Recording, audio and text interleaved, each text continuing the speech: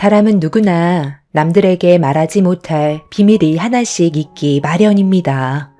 피를 나눈 가족이라 할지라도 절대로 알리고 싶지 않아 무덤까지 가져가려는 비밀들을 가지고 있죠.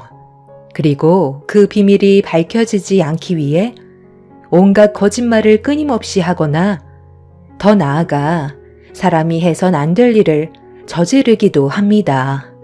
저는 이번에 시댁 집안 식구들의 충격적인 비밀이 밝혀지는 걸 보게 되었고, 그로 인해 엄청난 일들이 눈앞에 펼쳐졌습니다. 제 사연은 시동생의 결혼 소식을 접하게 되면서부터 시작이 됩니다. 잘난 것 하나 없는 시동생이 갑자기 결혼을 하겠다고 통보를 했을 때 시댁 집안 식구들은 예상하지 못한 발표에 모두들 놀라고 말았어요. 저는 시동생과 결혼을 하겠다는 여자가 뭔 생각으로 결혼까지 생각하고 있는지 이해를 할 수가 없었죠. 어떤 여자인지도 모르는 상태였었지만 시동생이 살아온 세월을 보면 정말 형편없었거든요. 시부모님도 시동생의 철없는 행동에 두 손 두 발 전부 들 정도로 미래에 대한 계획이 전혀 없는 사람이었어요. 인생을 포기한 것 마냥 삶을 막 살아왔었던 시동생이 갑자기 결혼하고 싶은 여자가 생겼다고 하니 얼마나 당황스러웠었겠어요. 가족들은 과일을 먹고 있다가 목에 걸릴 정도로 다들 놀라게 되었었죠. 시부모님께서는 시동생의 말을 듣자마자 무시를 하셨어요. 너 지금 엄마한테 장난치는 거지? 세상 어느 여자가 능력도 없는 너 같은 남자랑 결혼을 하겠대? 돈도 쥐뿔도 없고 얼마 전에 6개월 정도 다니던 회사도 때려치운 상태면서 여자를 만날 시간은 있었나 봐. 결혼 발표가 아니라 결혼이 하고 싶은 생각만 있는 건 아니고 엄마가 그동안 너를 지켜봤지만 너는 결혼을 하면 안 되는 놈이다. 여자 인생 망치고 싶어서 결혼이라는 단어를 입에 함부로 놀리니? 너 지금 가지고 있는 재산이 얼마나 있는데? 냉전 한 푼 없는 거 아니야? 얼마 전에 맥주 한 캔 살 돈도 없어서 엄마한테 구걸하지 않았어? 쓸데없이 남의 귀한 딸 인생 끝내지 말고 너 앞가림이나 잘해라. 엄마는 아들한테 그게 할 말이에요? 결혼하면 철 든다잖아요. 저도 이제 제대로 된 삶을 좀 살아보고 싶어서 솔직하게 말씀드린 건데 어떻게 그런 식으로 얘기하세요? 저 이번에 그 사람이랑 결혼하면 정말 열심히 살 거라고요. 결혼 반대하실 일은 없으시겠지만 그 사람이 얼마나 대단한 사람인지 알면 다들 놀라실걸요? 그냥 변호사가 아니에요. 40억 재산을 가지고 있는 로펌 대표라고요. 대형 로펌은 아니고 얼마 되지 않은 소형 로펌 회사지만 대표라는 타이틀을 가지고 있다고요. 저 같은 놈이 그런 사람을 만난다는 건 두 번 다시 오지 않을 기회라니까요. 엄마는 인생 역전하고 싶지 않나 봐요. 그럼 결혼 얘기는 없던 걸로 할까요? 웬만하면 최대한 서두르는 게 좋을 것 같으니까 이번 주 주말에 잠깐 얼굴 보는 건 어때요? 그 사람이 워낙 바빠서 길게 시간을 내지 못하거든요. 다시 한번 말씀드리지만 개인 재산으로 40억 정도 있고 로펌 대표니까 정신들 똑바로 차리세요. 조금의 실수도 생기면 안 된다고요. 모두들 시동생의 충격적인 말에 입을 다물지 못하고 있었어요. 평범한 여자가 시동생과 결혼을 한다고 해도 놀라울 일인데 40억의 재산을 가지고 있는 로펌 대표 자리에 있는 여자가 시동생과 결혼을 한다는 말에 시댁 식구들은 말도 안 된다면서 믿기지 않으셨는지 몇 번이나 물어보셨죠. 사진까지 보여주면서 자기 말이 거짓이 아니라고 해명을 해주고 있는데도 저희는 이해할 수가 없었습니다. 능력 좋고 뭐 하나 빠질 것 없는 사람이 무슨 이유 때문에 하필 많고 많은 사람들 중에 왜 하필 시동생과 결혼을 하려는지 정말 이해를 할 수가 없었죠. 성격이 좋은 것도 아니고 물 흘러가듯 있으면 있는 대로 없으면 시부모님께 구걸하면서 살아오던 시동생이었기 때문에 로펌 대표라는 여자의 생각이 더욱더 의문스러웠죠. 나중엔 사기꾼이 아닌지 의심이 들 정도였지만 그 여자의 이름 석자를 인터넷에 검색을 하는 순간 시동생의 말이 사실이라는 걸 알 수 있었고 시부모님과 저희 부부는 충격적인 사실에 놀랄 뿐이었어요. 처음 시동생이 결혼을 하겠다는 말을 꺼냈을 때는 온갖 상처되는 말로 무시를 하시더니 진짜 사실이라는 걸 알게 된 시모는 순식간에 태도가 바뀌었고 상당히 들뜬 기분으로 그 여자를 맞이할 준비를 하셨어요. 시모는 인사를 오게 될 예비 며느리에게 잘 보이고 싶었는지 주말이 오기 전에 상당히 많은 일을 하셨죠. 꽤 비싸 보이는 옷들도 구입하셨고 미용실에서 머리까지 새로 하시면서 예비 며느리를 맞이할 준비를 하셨습니다. 그리고 시모는 금요일 저를 일찍 부르셨어요. 시모가 할 수 있는 음식들을 모두 준비하기에는 시간이 부족했기 때문에 전날에 모든 걸 준비하려고 계획을 하셨죠.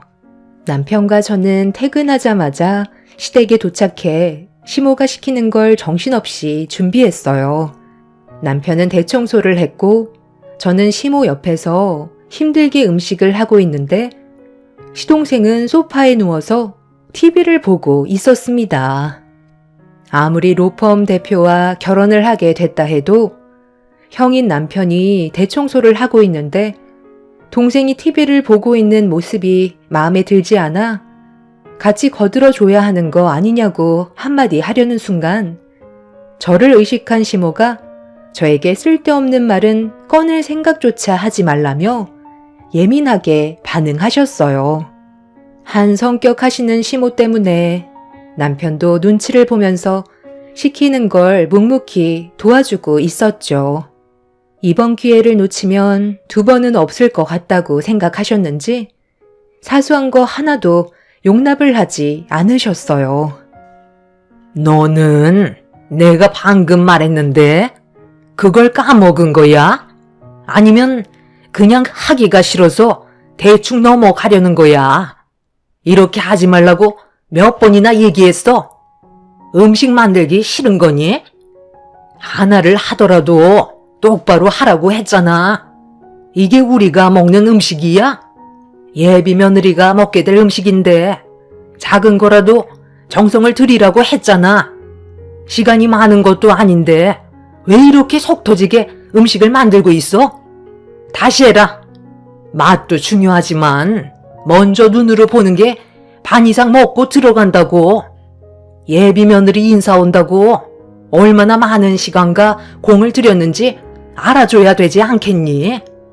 네가 우리 집안 며느리로 들어온 지 10년이나 됐는데도 아직까지 내 성격을 모르는 거야? 아니면 로펌 대표 며느리가 들어온다고 하니까 셈이 나서 그러는 거니? 하는 꼴을 보니 일하고 싶지 않은 것 같은데 네가 이럴수록 나한테 욕만 얻어먹는다는 거 명심해라. 어머님, 저희 오늘 하루 종일 힘들게 일하고 퇴근하자마자 온 거예요. 쉬지도 못하고 왔으면 조금은 이해해 주셔야죠. 음식 만드는 게 쉬운 일은 아니잖아요. 그리고 왜 도련님은 거실에서 TV만 보고 있는 거예요? 형이 옆에서 청소하고 있는데 동생이 누워서 TV 보는 게 맞는 거예요?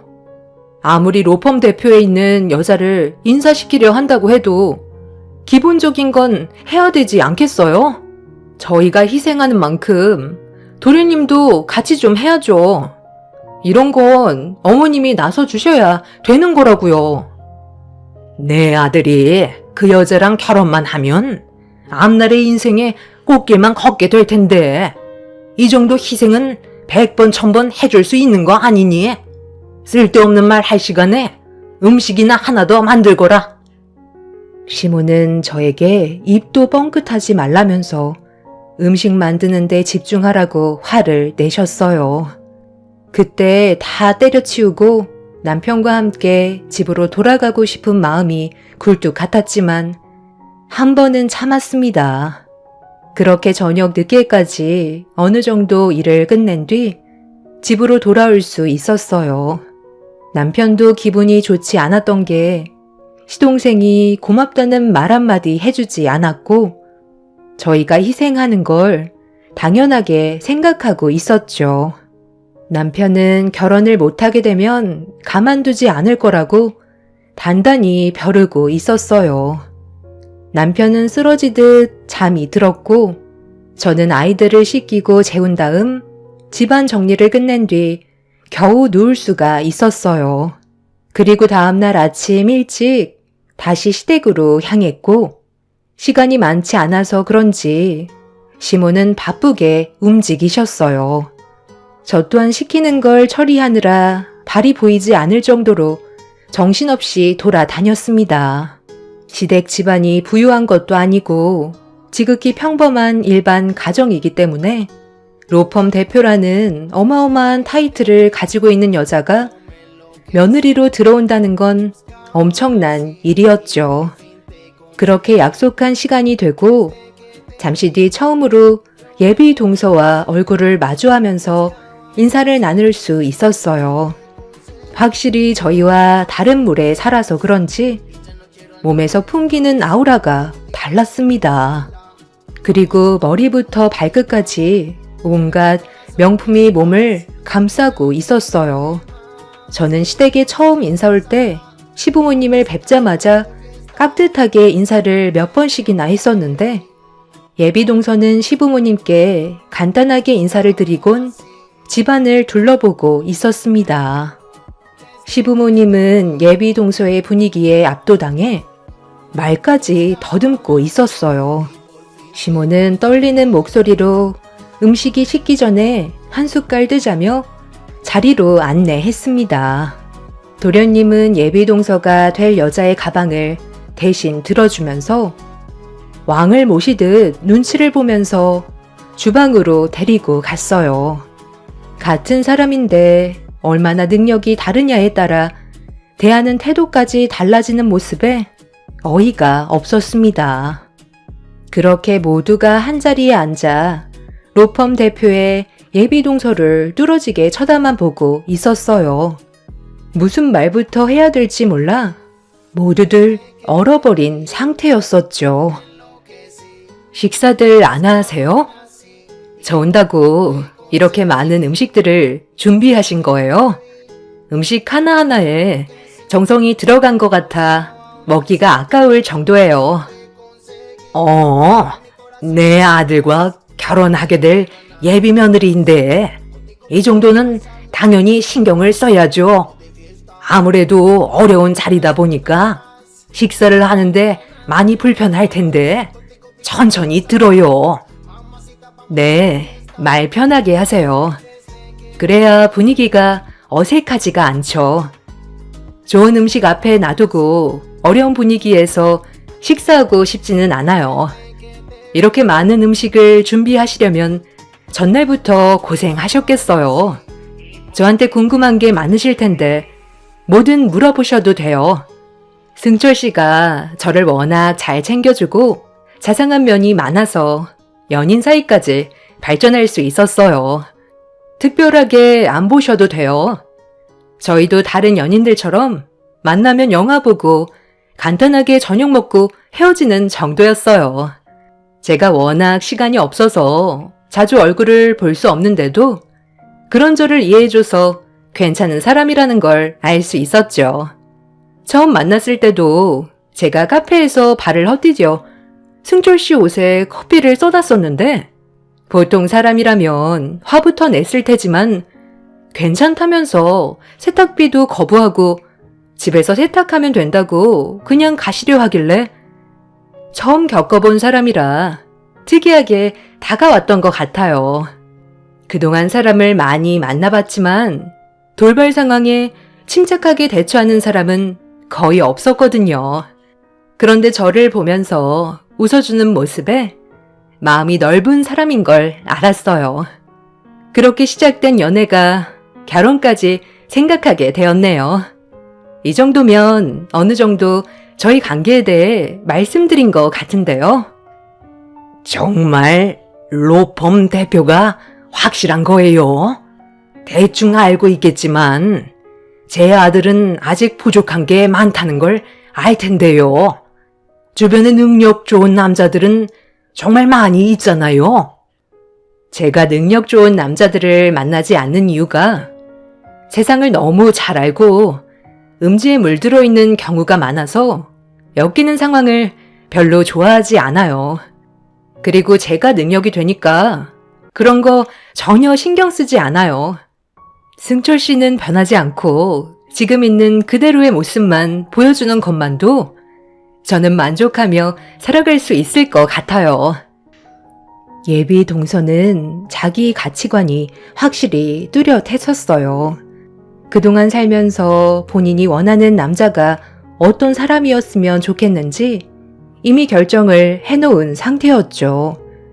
그리고 시동생이 예비 동서의 눈에는 괜찮은 남자로 들어왔던 거고, 그렇게 연인으로 발전이 된 거였습니다. 모두들 예비 동서의 말에 신기하게 쳐다보고 있었고, 대화는 점점 무르익어 가고 있었죠. 시몬은 정말 결혼할 생각을 가지고 있냐며 몇 번이나 되물었고, 예비 동서의 결정은 확고했어요.